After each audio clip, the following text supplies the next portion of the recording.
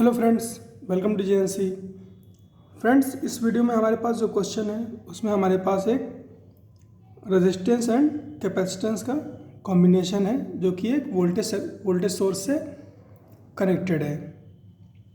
तो friends, basically ये एक आरसी सर्किट है जिसमें वोल्टेज सोर्स की वैल्यू है 10 sin 10⁻⁴t प्लस 30 डिग्री और रेजिस्टेंस की वैल्यू है 3 ओम, कैपेसिटेंस की वैल्यू है 25 माइक्रोफैरड। तो फ्रेंड्स, हमें इसमें सारे पैरामीटर कैलकुलेट करने हैं, जैसे कि XC, impedance Z, phase difference between current and voltage phi, IT, voltage across resistance, voltage across capacitance and average power.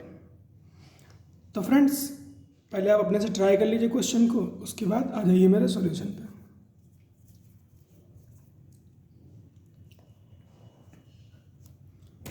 तो फ्रेंड्स, बात करें अगर इसके सॉल्यूशन की, तो हमारे पास रेजिस्टेंस है, कैपेसिटेंस है और वोल्टेज सोर्स है। तो पहले वोल्टेज सोर्स में जो हमारे पास इन्फॉर्मेशन है उसको एक्सट्रैक्ट कर लेते हैं।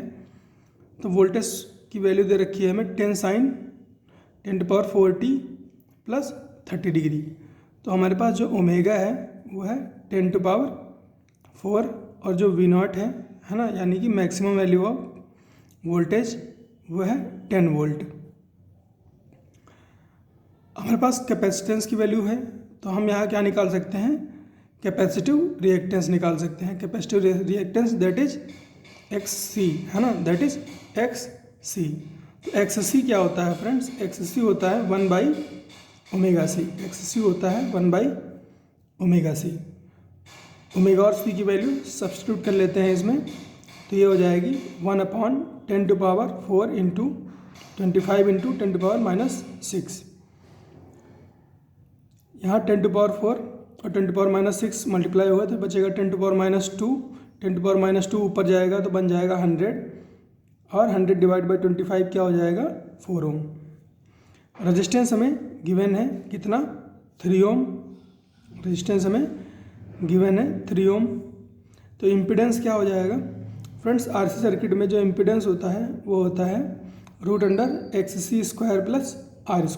√XC² plus R²। आता कैसे है ये फ्रेंड्स, जो XC² प्लस R² है ये आता है रेजिस्टेंस और रिएक्टेंस के फेजर सम से। रेजिस्टेंस और रिएक्टेंस के फेजर सम से। तो फ्रेंड्स, आरसी सर्किट में जो फेजर बनता है, जो आरसी सर्किट में फेजर बनता है उसमें कैपेसिटेंस का वोल्टेज जो है, जो कैपेसिटेंस का वोल्टेज है वो रेजिस्टेंस के वोल्टेज को या फिर करंट है ना, या करंट को है ना 90 डिग्री लैग करता है। 90 डिग्री लैग करता है। मतलब जैसे आप देख पा रहे होगे, ये करंट है 0 डिग्री पर है ना, पॉजिटिव एक्स एक्सिस की डायरेक्शन में, और ये वोल्टेज है V0R है ना। V0R क्या है, पीक वैल्यू ऑफ रेजिस्टेंस। यहाँ पर आप VR भी लिख सकते हो, कोई फ़र्क नहीं पड़ता, क्योंकि हमें पीक वैल्यू से मतलब है, तो हम यहाँ पर V0R लिख रहे हैं। तो पीक वैल्यू V0R हो गई, और ये क्या है 90 डिग्री है ना, 90 डिग्री लैगिंग है ना, या 90 डिग्री पीछे है ना, पीछे 90 डिग्री पीछे क्या हो गया, वोल्टेज किसका, कैपेसिटेंस का, V0C, peak value of voltage across capacitance. तो फ्रेंड्स, यहाँ V0R की जगह पर हम रेजिस्टेंस लिख सकते हैं। यहाँ V0R की जगह पर हम रेजिस्टेंस लिख सकते हैं। यहाँ V0C की जगह पर हम रिएक्टेंस लिख सकते हैं, XC है ना। V0R की जगह पर रेजिस्टेंस लिख सकते हैं, V0C की जगह पर XC लिख सकते हैं, और यहाँ V0 की जगह पर हम Z लिख सकते हैं। V0 की जगह पर हम Z लिख सकते हैं। क्यों लिख सकते हैं फ्रेंड्स, ऐसा इसलिए है, जब आप V0C को लिखोगे तो क्या लिखोगे, I0 इंटू XC। इसी तरह से V0R को क्या लिखोगे, I0 इंटू R। इसी तरह से V0 को क्या लिखोगे, I0 इंटू Z। लिख दिया। अब क्या है फ्रेंड्स, अब आप इस ट्रायंगल को देखो है ना, इस ट्रायंगल को देखो। ये ट्रायंगल क्या है, ये जो यहाँ पर जो फ्रेंड्स ये जो पीक वैल्यू यहाँ पर जो लेंथ होती है एरो की, फेज़र में जो लेंथ होती है एरो की, वो मैग्नीट्यूड को रिप्रेजेंट करती है। तो ये जो लेंथ है ये क्या है, वी नॉट आर के बराबर है। इसी तरह से ये जो लेंथ है ये वी नॉट सी के बराबर है। इसको यहाँ पे है ना, इसको यहाँ से उठा के यहाँ पर ले आओ तो ये वी नॉट सी है और ये वी नॉट आर है और ये क्या है वी नॉट, ये क्या है वी नॉट है। तो वी नॉट स्क्वायर क्या हो गया, वी नॉट स्क्वायर किसके बराबर है, V naught R square plus V naught C square के बराबर है। अब यहाँ पर आप आई नॉट एक्स सी है ना, ये वी नॉट सी की जगह पर आई नॉट एक्स सी रखो, वी नॉट आर की जगह पर, वी नॉट आर की जगह पर आई नॉट आर रखो और यहाँ पर वी नॉट की जगह पर आई नॉट जेड रखो। तो आई नॉट सब कैंसिल हो जाएगा है ना, आई नॉट कैंसिल हो जाएगा, अपने पास बचेगा Z square is equal to R square plus X C square, ये बचेगा। तो इसीलिए मैं कह रहा हूँ कि और यहाँ पर अगर आर और जेड और एक्स सी रख के कैलकुलेट करोगे तब भी यही आएगा। तो इसीलिए यहाँ पर इस फेज़र में आप वी नॉट आर की जगह पर आर रख सकते हो, वी नॉट की जगह पर जेड रख सकते हो और वी नॉट सी की जगह पर एक्स सी रख सकते हो। ऑल राइट, अब फ्रेंड्स ये जो वी नॉट है, ये वी नॉट है, ये वोल्टेज सोर्स की पीक वैल्यू है, ये वोल्टेज सोर्स की पीक वैल्यू है। और ये क्या है, ये करंट है, ये करंट है। तो फ्रेंड्स ये जो करंट है ये कितना एंगल बना रही है इस वोल्टेज सोर्स की पीक वैल्यू से, वही क्या है phase difference between current and voltage. ये जो फेज जो भी एंगल बना रही है करंट इस वोल्टेज सोर्स की पीक वैल्यू से, वही क्या है फेज एंगल है बिटवीन वोल्टेज एंड करंट। तो ये मैंने आपको Z is equal to X C square plus R square whole root का मतलब बता दिया कि क्यों ऐसा होता है। और ये आपको पता भी होना चाहिए, ये आपको पता होना चाहिए, नहीं तो आपको फेजर में उलझा देगा, फिर आप कुछ नहीं कर पाओगे। एनीवे फ्रेंड्स, अब हम यहाँ पर जेड कैलकुलेट कर लेते हैं। एक्स सी की वैल्यू कितनी है 4 ओम, आर की वैल्यू कितनी है 3 ओम, पुट कर देते हैं। क्या आएगा root under 4 square plus 3 square. तो जेड कितना हो गया 5 ओम। अब हमें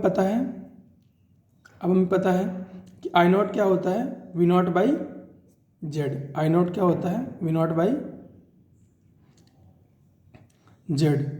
तो वी नॉट की वैल्यू क्या है 10 वोल्ट, वी नॉट की वैल्यू क्या है 10 वोल्ट और जेड की वैल्यू क्या है 5 वोल्ट, सब 5 ओम। तो आई नॉट क्या हो गया 2 एम्पियर। और फाई क्या है, फाई फ्रेंड्स इस डायग्राम में देखो, ये फाई है ना, ये फाई है। तो हम कैसे कैलकुलेट कर सकते हैं, ये लेंथ एक्स सी है ना, क्योंकि ये एक्स सी लेंथ है तो इसीलिए ये भी लेंथ एक्स सी हो गई, दोनों पैरेलल हैं। तो ये एक्स सी है, ये आर है, यहाँ पर लगा दो आप फॉर्मूला, ये परपेंडिकुलर है, ये बेस है। तो tan फाई क्या है एक्स सी अपॉन आर। तो फाई क्या हो जाएगा tan inverse X C upon R. तो tan इनवर्स 4/3, tan इनवर्स 4/3। तो फाई क्या हो गया 53, फाई क्या हो गया 53। अगर ये आपको समझ में नहीं आया हो तो ये ट्रायंगल देखो, अगर ये 4 है और ये 3 है तो ये 53 होता है ना।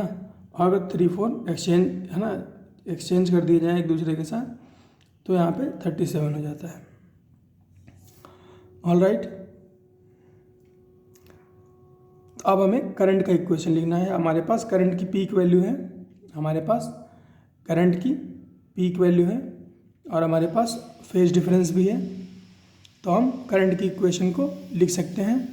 तो करंट की इक्वेशन क्या लिखाएगी, I is equal to I naught है ना, आई नॉट पीक वैल्यू और फिर जो उसका साइनसॉइडल इक्वेशन है तो वो क्या हो जाएगी, साइन जो भी वोल्टेज की है उसको लिख लो है ना, जो भी वोल्टेज की है उसको लिख लो।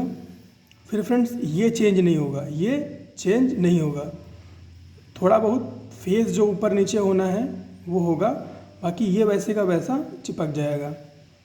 तो 10⁻⁴t प्लस 30, और करंट वोल्टेज से कितना आगे है, 5 डिग्री आगे है। ये वोल्टेज है, करंट कितनी आगे है, 5 डिग्री आगे है। तो वोल्टेज में वोल्टेज का जो भी फेज़ है ना, वोल्टेज का यहाँ पर वोल्टेज मान लो कितना वोल्टेज का फेज़ है, ω t प्लस 30 यहाँ पर। तो इस ω t प्लस 30 को यहाँ पर ले जाओगे तो क्या हो जाएगा, 5 ऐड हो जाएगा, इसमें 5 ऐड हो जाएगा। तो हमें वही करना है, 10⁻⁴t प्लस 30 प्लस 53 डिग्री। तो आई कितना आ गया, 2 sin 10⁻⁴t 53 प्लस 30 83। तो ये करंट आ गई। अब रेजिस्टेंस लिख लेते हैं ना, रेजिस्टेंस के अक्रॉस वोल्टेज लिख लेते हैं। तो वो क्या हो जाएगा, VRT is equal to I into R, क्योंकि रेजिस्टेंस क्या होता है, फेज न्यूट्रल एलिमेंट होता है। तो यहाँ पर हम सीधा करंट से मल्टीप्लाई करके वोल्टेज निकाल सकते हैं। तो I इंटू R किया, 3 इंटू 2 साइन 10⁻⁴ 83। ये 3 इंटू 2 क्या हो गया, 6 साइन 10⁻⁴ 83। तो ये वोल्टेज अक्रॉस रेजिस्टेंस हो गया। अब हमें वोल्टेज अक्रॉस कैपेसिटेंस चाहिए, वोल्टेज अक्रॉस कैपेसिटेंस चाहिए। तो हम क्या करेंगे, हम करंट को मल्टीप्लाई करेंगे, है ना, कैपेसिटर के रिएक्टेंस से, है ना, कैपेसिटर के रिएक्टेंस से उसके एंगल के साथ,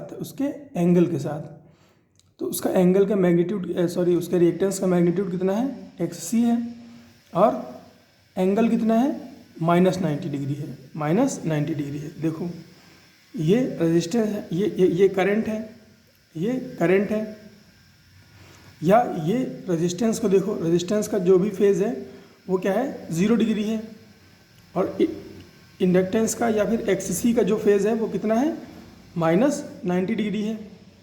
तो इस एंगल XC की वैल्यू क्या हो जाएगी, -90 डिग्री। तो I को इससे मल्टीप्लाई कर देते हैं। तो ये क्या हो जाएगा, बाहर क्या रहेगा, I0 XC, और अंदर साइन ये जो भी रहेगा ω t प्लस 83, और ये -90 डिग्री, -90 डिग्री। तो ये क्या हो गया, 2 इंटू 4 साइन ω t 83 -90 -7। तो VCT क्या आ गया, 8 साइन ω t -7 डिग्री। तो ये कैपेसिटर के अक्रॉस वोल्टेज आ गया। अब हमें क्या बताना है, एवरेज पावर बतानी है। तो एवरेज पावर RC सर्किट में क्या होती है, 1/2 V0 I0 cos phi। तो वैल्यूज पुट कर लो, V0 की वैल्यू क्या है 10, I0 की वैल्यू क्या है 2, cos phi की वैल्यू क्या है 3/5।